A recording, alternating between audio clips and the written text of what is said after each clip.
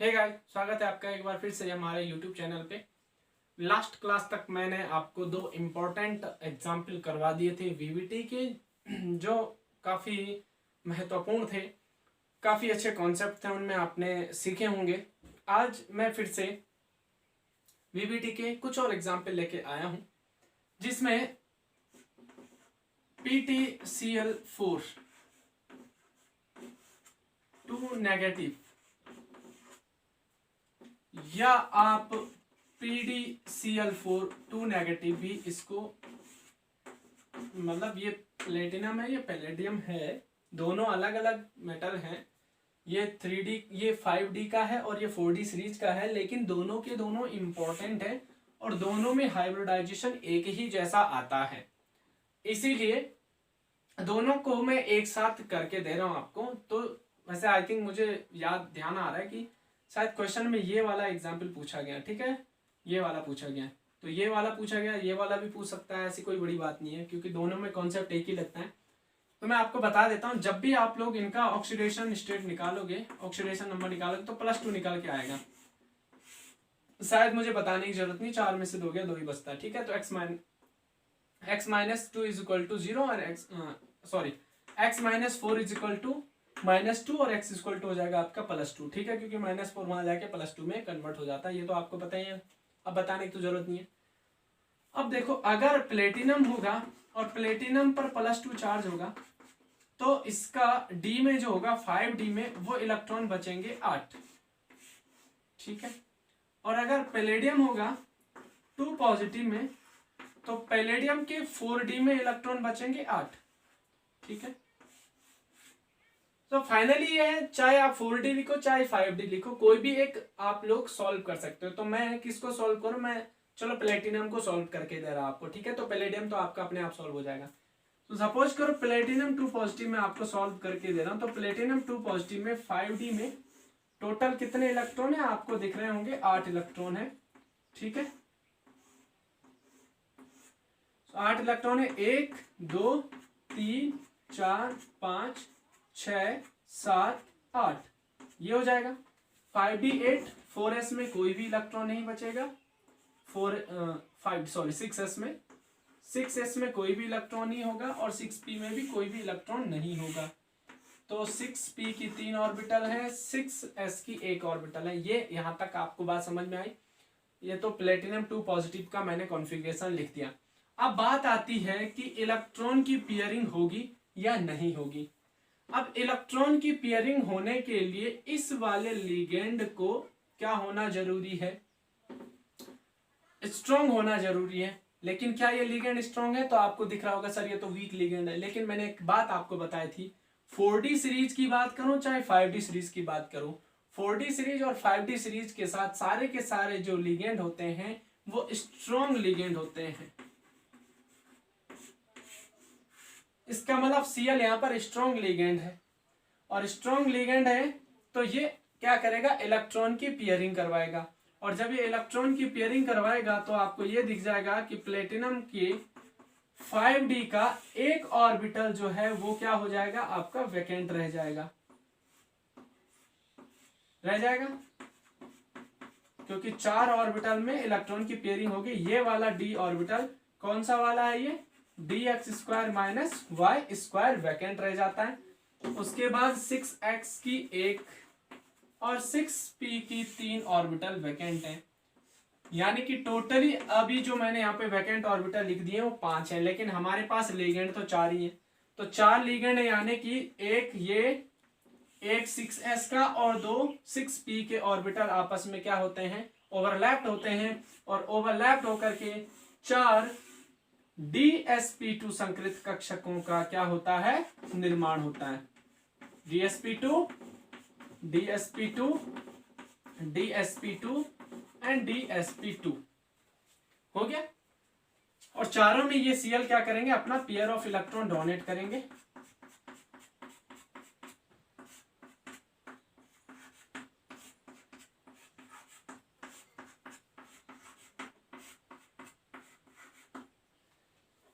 चार coordinate bond बनेंगे, और 4 कोऑर्डिनेट बॉन्ड बनेंगे। संकरण कौन सा है? dsp2। तो हाइब्रिडाइजेशन कौन सा हो जाएगा? सॉरी, ज्योमेट्री कौन सी बन जाएगी, स्क्वायर प्लेनर।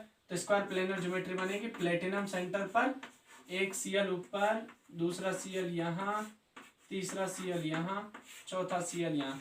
चारों के चारों Cl क्या है आपके एक ही प्लेन पर हैं और कॉम्प्लेक्स पर है आपका 2 नेगेटिव चार्ज। तो ये स्क्वायर प्लेनर कॉम्प्लेक्स बन गया। अब एक्चुअली में मैंने ये एग्जाम्पल क्यों करवाया आपको, किताब में तो था लेकिन इसमें भी एक कॉन्सेप्ट है। क्यों? क्योंकि Cl को जनरली हम क्या मान के चलते हैं, वीक फील्ड लिगेंड मान के चलते हैं, लेकिन क्योंकि यहाँ पर 4D और 5D सीरीज के सारे के सारे लिगेंड स्ट्रॉन्ग लिगेंड की भांति कार्य करते हैं। तो ये कॉन्सेप्ट भी आपको ध्यान में रखना पड़ेगा ना, तभी तो जाके ये क्वेश्चन सॉल्व होगा।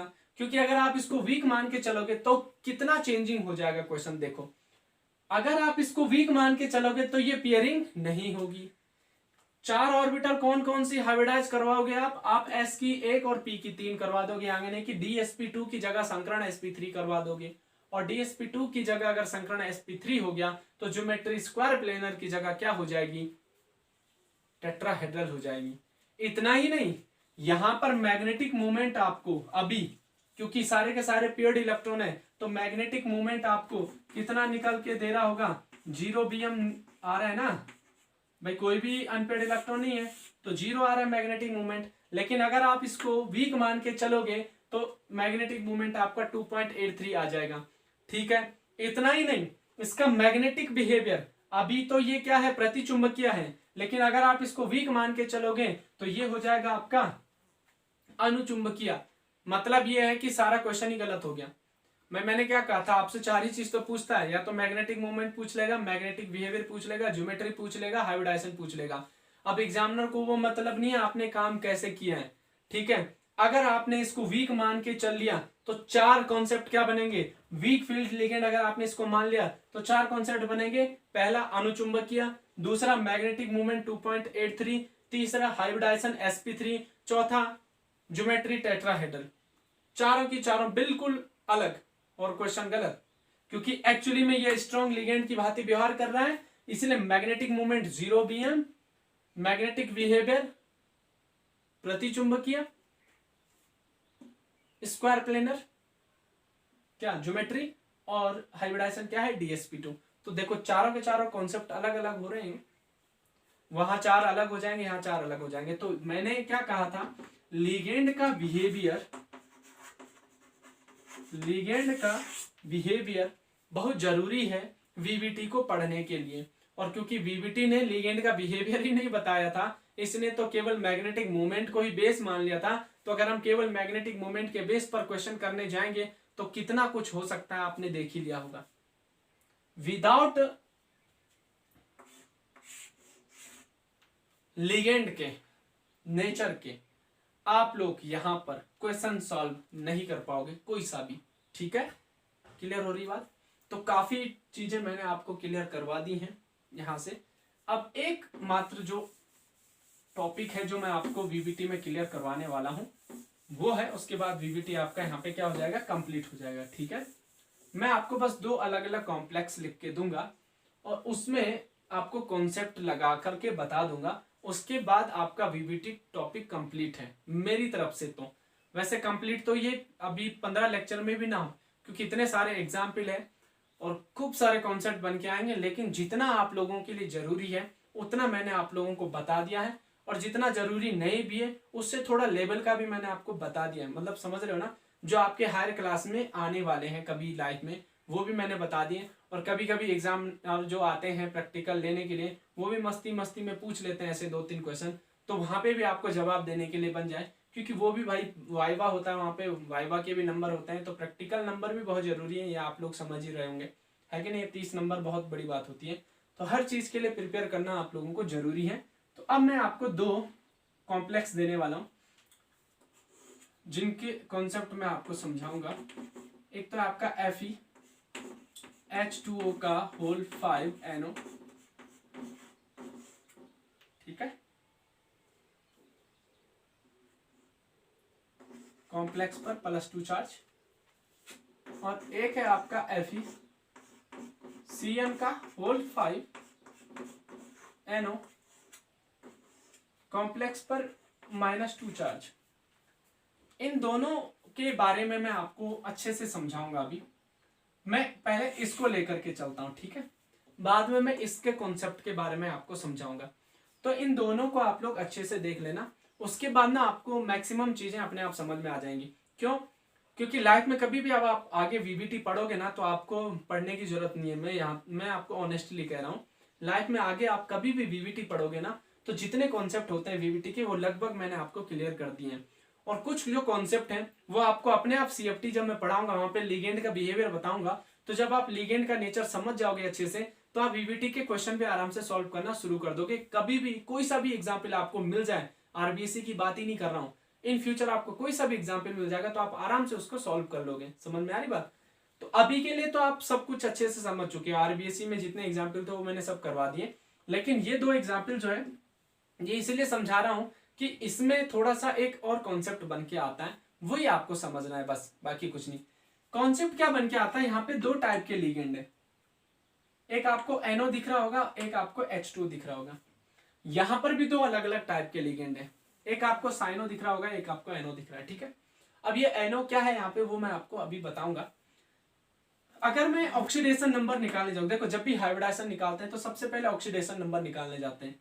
सो ऑक्सीडेशन नंबर निकालने जाएंगे, इसका ये आ जाएगा आपका X, H2 तो न्यूट्रल है इसीलिए इसका तो ऐड होगा, 0 चार्ज ऐड होगा तो इसको ऐड करने की जरूरत नहीं है। प्लस NO क्या है, नाइट्रोसिल है, लेकिन एक बात मैंने आपको पहले बताई थी, मैंने एक लाइन आपको पीडीएफ में दी थी, एक क्वेश्चन भी मैंने इसका दिया था कि इसका ऑक्सीडेशन नंबर निकालो, ये वाला दिया था शायद, ये वाला दिया था, इनमें से कोई एक तो क्वेश्चन दिया था मैंने आपको, है ना, ऑक्सीडेशन स्टेट निकालने के लिए या यूपीएससी नामकरण के लिए दिया था, जो भी दिया था लेकिन दिया था।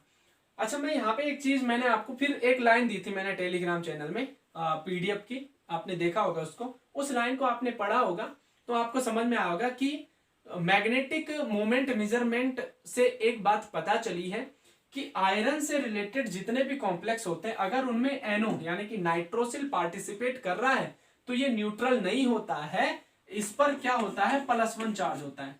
ध्यान आ रहा है? यानी कि ये नाइट्रोसिल तो है लेकिन ये किसके रूप में यहाँ पे वर्क करता है, +1 चार्ज के रूप में वर्क करता है, यानी कि उदासीन नहीं होता है।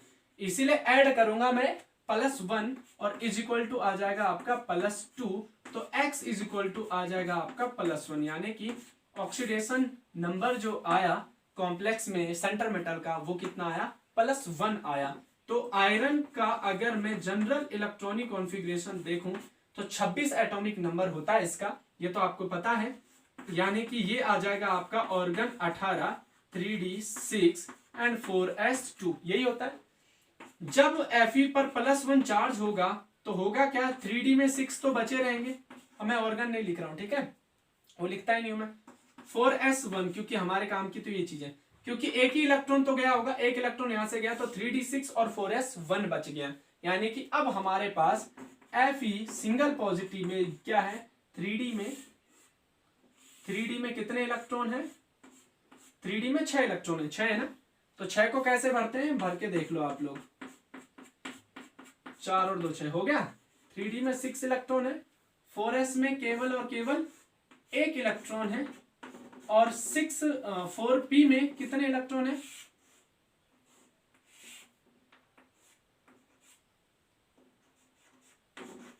0। अब इलेक्ट्रॉन पेयरिंग होगी या नहीं होगी, इसके लिए हमें पता होना चाहिए लिगेंड का बिहेवियर या लिगेंड का नेचर। तो मैं आपको बता दूं यहां पर ये वाला लिगेंड जो है ना ये तो स्ट्रॉन्ग लिगेंड है, और जो H2O है ना ये आपका वीक लिगेंड है। मैंने आपको एक ऑर्डर दिया था अगर आपको याद हो, हेलोजन, ऑक्सीजन, नाइट्रोजन, कार्बन, कहा था ना मैंने ये। तो जनरली ये तो आपके वीक लिगेंड होते हैं और जनरली ये आपके स्ट्रॉन्ग लिगेंड होते हैं, जनरली कहा, नॉट ऑलवेज, ठीक है। इसमें फिर अलग अलग कॉन्सेप्ट आते हैं जो मैं बताते आ रहा हूं, अब तक बताते आ रहा हूं, ठीक है, आगे भी बताऊंगा। तो जब ये चैप्टर आपका कंप्लीट हो जाएगा तब तक आप लिगेंड का कंप्लीट बिहेवियर समझ चुके होंगे। तो ये ज्यादा जो भी कंफ्यूजन आ रहे होंगे आपके कि कभी ये स्ट्रॉन्ग है कभी वो वीक है, तो वो कोई भी आपका कॉन्सेप्ट वहां से छूटा नहीं रहेगा। ये मेरी तरफ से मैं कह रहा हूं आपको कि मैं सारे कॉन्सेप्ट आपके यहाँ पे क्लियर कर दूंगा, ठीक है। ये तो आपकी बात रही जो मैंने आपको स्ट्रॉन्ग और वीक की बात बताई थी। तो H2 में ऑक्सीजन आपका डोनर एटम है तो वीक फील्ड लिगेंड है ये, और जबकि NO क्या है, स्ट्रॉन्ग फील्ड लिगेंड है। तो वीक फील्ड लिगेंड जो है इनके नंबर कितने हैं, देखो नंबर देखोगे आप तो नंबर है 5, यानी कि 5 लिगेंड वीक हैं, और स्ट्रॉन्ग केवल और केवल कितना है हमारे पास नंबर, अगर हम देखें तो एक ही लिगेंड हमारे पास स्ट्रॉन्ग है। तो होता क्या है, NO जो है वो पेयरिंग करवाएगा लेकिन H2 पेयरिंग नहीं करवाएगा। तो NO पेयरिंग करवाता तो है लेकिन केवल एक ही इलेक्ट्रॉन का वो पेयर अप कर सकता है, क्योंकि इसकी टेंडेंसी पेयरिंग करवाने की है, लेकिन क्योंकि ये अकेला पड़ गया इसलिए इतने ज्यादा इलेक्ट्रॉन की ये पेयरिंग नहीं करवा सकता है। तो यहां पर 4s का एक इलेक्ट्रॉन 3D में आ जाएगा केवल और केवल NO की वजह से। बाकी के इलेक्ट्रॉन की यहां पर पेयरिंग नहीं हो पाती है क्योंकि बाकी के जो लिगेंड है वो आपके वीक फील्ड लिगेंड है। तो Fe+ में क्या होगा कि एक इलेक्ट्रॉन की जब पेयरिंग हो जाएगी तो आपको कुछ इस प्रकार से दिखेगा, 1 2 3 4 1 5 1 6 और 1 7, ये इलेक्ट्रॉन यहां आ गया। 4s आपको खाली दिखेगा, 4p आपको खाली दिखेगा, और इसके बाद 4d भी आपको खाली दिखेगा।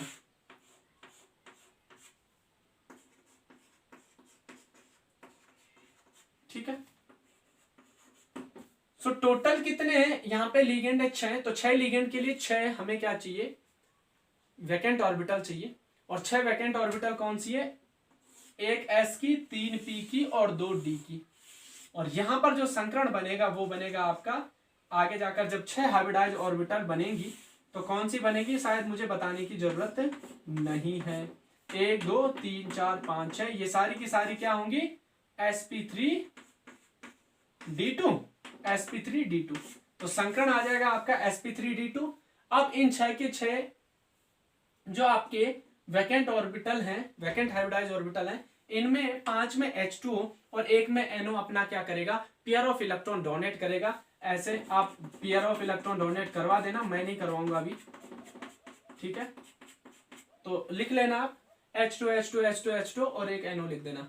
तो हाइब्रिडाइजेशन बना आपका sp3d2, और जो हाइब्रिडाइजेशन sp3d2 है उसमें जो ऑर्बिटल जो कॉम्प्लेक्स बनता है वो कौन सा कॉम्प्लेक्स बनता है, आउटर कॉम्प्लेक्स। तो यहां पर तो आपका क्या बन जाएगा, आउटर कॉम्प्लेक्स बन जाएगा, और जो ज्योमेट्री बनेगी वो बनेगी ऑक्टाहेड्रल। ठीक है, और एक और बड़ी बात है, मैग्नेटिक मोमेंट आप लोग देख लोगे तो मैग्नेटिक मोमेंट इसका कितना निकल के आया था, 3.87 निकल के आया था, क्योंकि 3 अनपेयर्ड इलेक्ट्रॉन है। ठीक है, तो मैग्नेटिक मोमेंट 3.87 निकल के आया है। और बाकी चीजें क्या है, बाकी चीजें क्या है, मैग्नेटिक बिहेवियर, तो बिहेवियर क्या हो जाएगा, अनुचुंबकीय हो जाएगा, है कि नहीं है, बस। और क्या था, ज्योमेट्री ऑक्टाहेड्रल होती है, संकरण ये है। तो इस कॉम्प्लेक्स का मैंने आपको क्लियर करवा दिया। अब इस कॉम्प्लेक्स में sp3d2 संकरण आया तो इसमें क्या आएगा ये जानना बहुत जरूरी है, उसका मैं आपको करवा के देखता हूं। ठीक है,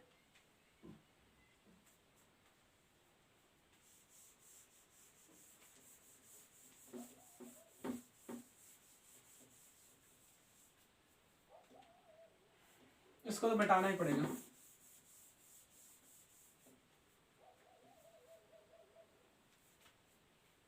तो कॉम्प्लेक्स कौन सा है, FeCN का होल 5NO, चार्ज है 2-, तो साइनाइड की वजह से -5 चार्ज आ जाएगा, और इसकी वजह से आ जाएगा आपका +1 चार्ज, और इज इक्वल टू में -2। तो ये आ जाएगा आपका x - 4 is equal to -2 and x is equal to आ जाएगा +2। यहां तक तो बात क्लियर हुई, यानी कि आयरन पर +2 चार्ज है, और अगर आयरन पर +2 चार्ज है तो आयरन का जो इलेक्ट्रॉनिक कॉन्फ़िगरेशन होता है आउटर मोस्ट का 3d6 4s2 होता है, 2 इलेक्ट्रॉन जाएंगे तो Fe2 पॉजिटिव में 3d में कितने इलेक्ट्रॉन रह जाएंगे, 6 इलेक्ट्रॉन रह जाएंगे। तो हम कह सकते हैं Fe2 पॉजिटिव जो है उसमें 3d में कितने इलेक्ट्रॉन है, 6 इलेक्ट्रॉन है। 6 कैसे भरेंगे, 2 3 4 5 6। उसके बाद 4s का देख लो, 4s में कोई इलेक्ट्रॉन नहीं होगा, 4p में भी कोई इलेक्ट्रॉन नहीं होगा। ये तो करने की जरूरत नहीं है, तो आपको पता ही है। अब यहां पर NO क्या है, देखो NO आपका स्ट्रॉन्ग है, ये तो आपको पता ही है, और ये तो आपका स्ट्रॉन्ग होता ही है, कार्बन डोनर एटम है इसमें। तो दोनों के दोनों डोनर एटम यहां पर क्या हो जाते हैं, स्ट्रॉन्ग फील्ड लिगेंड की भांति व्यवहार करवाते हैं इन लिगेंडों का।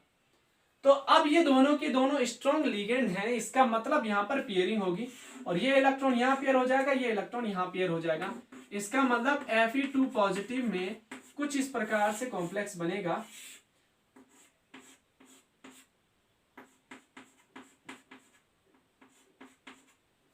कि 6 के 6 इलेक्ट्रॉन एक दूसरे से पेयर अप हो जाएंगे। सो 3D का जो ऑर्बिटल है उसमें दो ऑर्बिटल कौन कौन सी, dx² माइनस y² और dz²। ये तो आपको अच्छे से पता है। ये पार्टिसिपेट नहीं करेंगे यहाँ पे, मतलब पार्टिसिपेट करेंगी, इनमें इलेक्ट्रॉन नहीं है, ये वैकेंट है। उसके अलावा एक 4s होगी और 3 आपकी क्या होंगी 4p की।